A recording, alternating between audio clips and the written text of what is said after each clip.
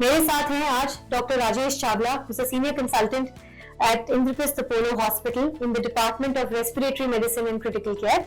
I am Dr. Akanksha Chawla, consultant in the Department of Respiratory Medicine and Critical Care. Sir, India में tobacco use और ये nicotine use का burden किस तरीके से बढ़ रहा है और क्या चल रहा है, क्या इसके बारे में आप कुछ बताना चाहेंगे? इंडिया में जो तंबाकू का सेवन है वो बहुत ज़्यादा है और हम सारे संसार में दूसरे नंबर पे प्रोडक्शन भी करते हैं और उसका सेवन भी करते हैं। ऑलमोस्ट 10 लाख यानी कि 1 मिलियन लोग हर साल टोबैको के किसी ना किसी फॉर्म यूज़ से उनकी मृत्यु हो जाती है। टोबैको हिंदुस्तान में बहुत तरह से यूज़ करते हैं लोग। गुटखा, खैनी वैसे चबाते हैं, पान मसाला है, फिर बीड़ी पीते हैं, सिगरेट पीते हैं, हुक्का पीते हैं, चिलम लेते हैं। इस तरह से काफ़ी मात्रा में हमारे देश में तंबाकू का सेवन किया जाता है। आज 8% बच्चे 13 से 15 साल की उम्र में टोबैको का यूज़ कर रहे हैं। बहुत आसानी से मिल जाते हैं ई सिगरेट्स और ये वेपिंग डिवाइसेस। मार्केटिंग कंपनीज अलग अलग तरीके के फ्लेवर्स, अलग अलग तरीके के डिवाइसेस आजकल बेचने की कोशिश करती है और यूथ को तो आसानी से अट्रैक्ट कर लेते हैं। The use of these vaping devices has increased tremendously in the last 3 to 5 years because of the easy availability. इस कारण से बच्चे, यंग एडोलेसेंट्स, स्कूल जाते हुए बच्चे आपको वेप करते हुए नजर आएंगे। उनको इसकी हार्मफुल इफेक्ट्स समझ में ही नहीं आते। उनके हिसाब से ओनली सिगरेट्स या टोबैको चूइंग इज हार्मफुल। यही बताने के लिए, यही समझाने के लिए बहुत ज़रूरी है कि हमारे यूथ को पता हो ये करने से उनकी हेल्थ पे क्या इफेक्ट हो रहा है। सर, आपके हिसाब से ये जो वेपिंग और ई सिगरेट्स बच्चे आजकल आसानी से 13 से 15 साल की उम्र के बच्चे भी यूज़ करने लगे हैं, क्या हार्मफुल इफेक्ट्स हैं? क्या इनसे लॉन्ग टर्म में हैबिट फॉर्मिंग हो जाती है या do they become addicted to smoking in their formative years? Tobacco एक सामाजिक प्रॉब्लम है। ये हर कहीं मिलता है, हर कहीं एडवर्टाइज होता है, परिवारों में, कम्युनिटी में। अब फादर पीते हैं तो बच्चे को बहुत जल्दी आदत लग जाती है और कॉलेज में जाते हैं, दूसरे अपने कलीग्स को पीयर प्रेशर से लोग पीने लगते हैं और आजकल तो महिलाएं भी इसको काफ़ी सेवन करती हैं। इसका शरीर पे बहुत इफ़ेक्ट है, सबको ये पता है। स्मोक के अंदर निकोटीन एक बहुत बड़ा पार्ट होता है जिससे कि आपको लत लगती है। उसके अंदर टार होता है और 4000 के करीब इसमें तत्व होते हैं जिनमें से कई कार्सिनोजेनिक यानी कि कैंसर प्रोड्यूस करने वाले हैं। अगर हम इसका असर देखें हमारे शरीर पे तो बहुत होता है। सिर से लेके पाँव तक हर एक ऑर्गन पे स्मोकिंग का असर होता है। स्मोक करते हैं, उनकी आंखों में इरिटेशन होती है, गले में खराश होती है, बार बार इन्फेक्शंस होते हैं, साइनोसाइटिस होता है और जब लॉन्ग टर्म और सुबह सुबह खांसी आती है और जब लॉन्ग टर्म एक्सपोजर होता है तो ऑर्गन पे बहुत दुष्प्रभाव पड़ता है। जैसे chronic obstructive lung disease, COPD बोलते हैं, वो काफ़ी बड़ा कारण स्मोकिंग है। इसके अलावा लंग कैंसर और इसके अलावा हार्ट में भी कोरोनरी आर्टरी डिजीज़ का एक मेन जो कारण है वो स्मोकिंग है। स्ट्रोक जो कि फालिज आ जाता है, स्ट्रोक का जो अटैक आता है उसका कारण भी स्मोकिंग है। कैंसर में अगर आप देखें तो जो गॉल ब्लैडर कैंसर है या यूरिनरी ब्लैडर का कैंसर है वो भी इससे रिलेटेड है। आपकी जो नाड़ियां हैं सारे शरीर की वो बहुत भीड़ी हो जाती हैं, एथेरोस्क्लेरोसिस बहुत जल्दी होता है। तो इन लोगों में जो भी नाड़ियों से रिलेटेड प्रॉब्लम है वो बहुत होती हैं।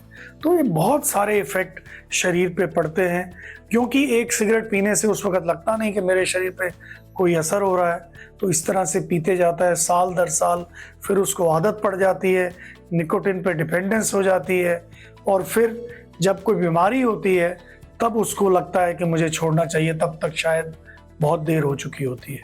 Tobacco use and second hand smoke या पैसिव स्मोकिंग क्या है ये? इसके क्या इफ़ेक्ट्स होते हैं? क्यों ये ज़्यादा हार्मफुल है और इससे क्या हो सकता है? सर, क्या होता है ये second hand smoke, passive smoking? क्यों हम इसे हार्मफुल समझते हैं? हम बार बार इंसिस्ट करते हैं कि ये ज़्यादा हार्मफुल है, ये इफ़ेक्ट करता है।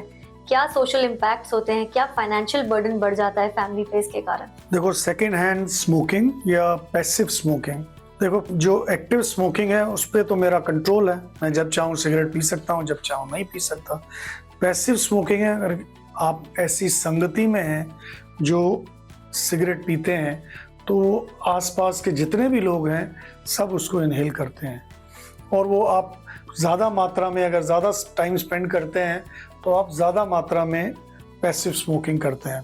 जैसे आप क्लब्स में जाते हैं या ऐसी जगह पे जाते हैं जहाँ स्मोकिंग है तो आप काफ़ी सेकंड हैंड स्मोक करते हैं। इनका भी बॉडी पे उतना ही खराब है जितना कि एक्टिव स्मोकिंग का।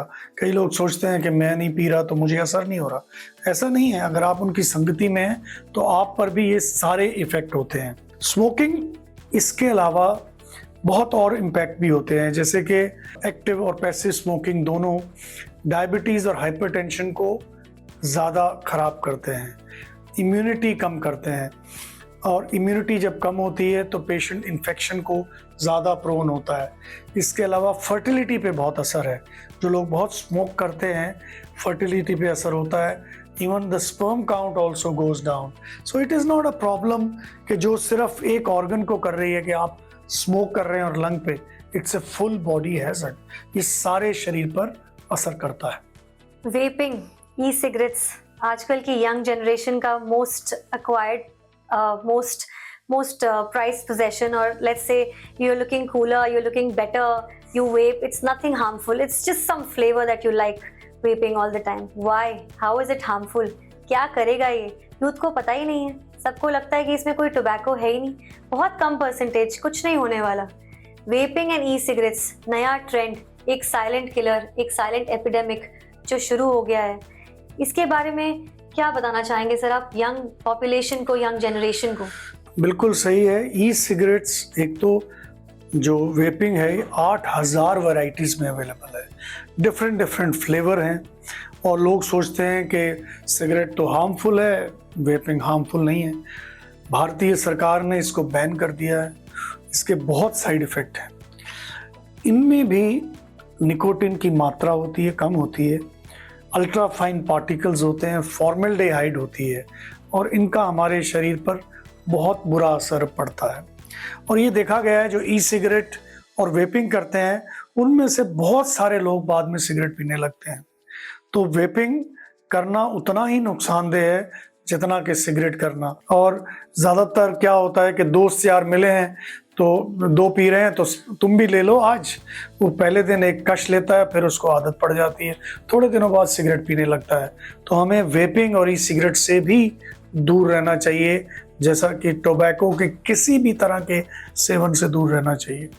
क्या आप जानते हैं आजकल इंस्टाग्राम के ज़माने में इन्फ्लुएंसर्स वेप्स को अनबॉक्स करते हुए दिखाते हैं। 85% of Indian adolescents use Instagram and other forms of social media and they get addicted, they feel it's something very attractive and which is why उनको लगता है कि ये वेपिंग तो बहुत आसान सी चीज़ है, आराम से मिल जाती है, खरीदते हैं और ट्राई करते हैं एंड एडिक्शन हो जाता है। हमने बात की सिगरेट स्मोकिंग की, टोबैको यूज़ की, सब तरीके की निकोटीन प्रॉब्लम्स की, उनसे रिलेटेड हेल्थ इश्यूज़ की। अब हम बात करते हैं छोड़ने से, क्विटिंग से क्या होता है, आप कैसे क्विट कर सकते हैं एंड इसको क्विट करने के बाद आपकी हेल्थ पे क्या बेनिफिट्स हो सकते हैं। सर, क्या आप इनके बेनिफिट्स, पहले तो क्विटिंग कैसे कर सकते हैं और क्विट करने के बाद बेनिफिट्स क्या हैं, उसके बारे में बताएंगे? देखिए, सिगरेट छोड़ना बहुत ही ज़रूरी है, इसका फ़ायदे बहुत ज़्यादा हैं।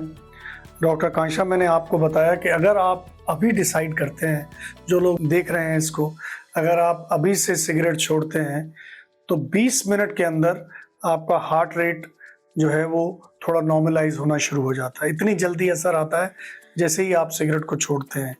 और इसके बाद जो 8 घंटे के अंदर कार्बन मोनोऑक्साइड का लेवल वो कम हो जाता है, और कुछ ही दिनों में आपके लंग फंक्शंस बेटर हो जाते हैं। कॉरोनरी आर्टरी का रिस्क जो है वो 1 साल में कम हो जाता है, और 5 साल में ये कहते हैं कि स्ट्रोक और लंग कैंसर का रिस्क कम हो जाता है। 15 साल अगर आप स्मोकिंग नहीं कर रहे हैं तो लंग कैंसर का रिस्क आपका नॉन स्मोकिंग के बराबर हो जाता है। तो अगर आपने आज सिगरेट छोड़ी और 15 साल तक आपको लंग कैंसर नहीं हुआ तो आपका रिस्क उतना ही है जितना कि नॉन स्मोकिंग को है। इसके लिए ज़रूरी है मोटिवेशन। आप उनकी संगति में रहो, खुद भी छोड़ो, अपने मित्रों को भी इसको छुड़वाओ। मोटिवेशन अगर आप डिसाइड करते हैं कि मुझे छोड़ना है तो ये मुश्किल काम नहीं है। मैंने अपने करियर में देखा है कि सबसे ज़रूरी है कि आप डिसाइड करो कि आपको सिगरेट छोड़नी है।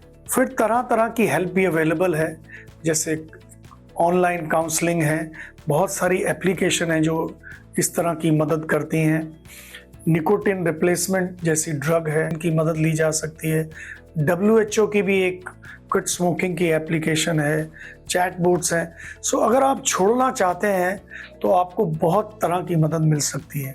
इस तरह की क्विट लाइन्स भी हैं। हिंदुस्तान में पटेल चेस्ट इंस्टीट्यूट एक क्विट लाइन चलाता है जो आपको स्मोकिंग छोड़ने में मदद कर सकती है। अगर आप ये डिसाइड कर लें, आप मोटिवेट हो जाओ कि मुझे सिगरेट छोड़नी है, आज इस WHO के इस डे पे अगर आप डिसाइड करते हैं कि आप सिगरेट छोड़नी है तो आपका छोड़ना इसको कोई मुश्किल नहीं है। और आप ऐसी संगति में रहिए, आपको कुछ दिन के लिए थोड़ी प्रॉब्लम महसूस होगी, बट सारा जो आपका जीवन है वो अच्छे तरीके से बीतेगा। आपको अगर डायबिटीज़ है, हाइपरटेंशन है, एस्थमा है, उनका कंट्रोल बहुत अच्छा हो जाएगा और दवाइयों की मात्रा बहुत ही कम हो जाएगी। Happy quitting. यूथ को हम सोचते हैं कि सिर्फ समझाने से या एजुकेट करने से या वीडियोस बनाने से पता चल जाएगा। I think it's more important कि टीचर्स, फैमिलीज, हम एज हेल्थ केयर वर्कर्स उन्हें सपोर्ट करें, उन्हें समझाएं कि स्ट्रेस कैसे हैंडल करना है, अपने लाइफ के सोशल प्रेशर्स कैसे हैंडल करने हैं, किस तरीके से ये सब प्रेशर्स और स्ट्रेस को हैंडल करने से उनको वेपिंग या सिगरेट से जो रिलीफ फील होता है वो उसके बिना भी हो सकता है। There are better coping mechanisms, but the problem is कि लोग अवेलेबल ही नहीं होते, जज करते हैं, पेरेंट्स से डरते हैं बच्चे। So I think it is very important कि हम ये समझें और यूथ को इतना अप्रोचेबल बनाएं कि वो अपने पेरेंट्स से या टीचर्स से या हेल्पलाइन से अप्रोच कर सकें, आराम से क्विट कर सकें, अपने स्ट्रेस को हैंडल कर सकें, ताकि ये vaping, tobacco chewing, e-cigarettes, smoking doesn't become a habit or an addiction for them in their future or in their present that is ongoing. On this World No Tobacco Day, the message is clear. The youth deserves to breathe free of smoke, addiction and pressure. Today, until next time, from Open Up Airways, keep your airways open. So until next time, from the Open Airways, keep the airways open. Bye for now.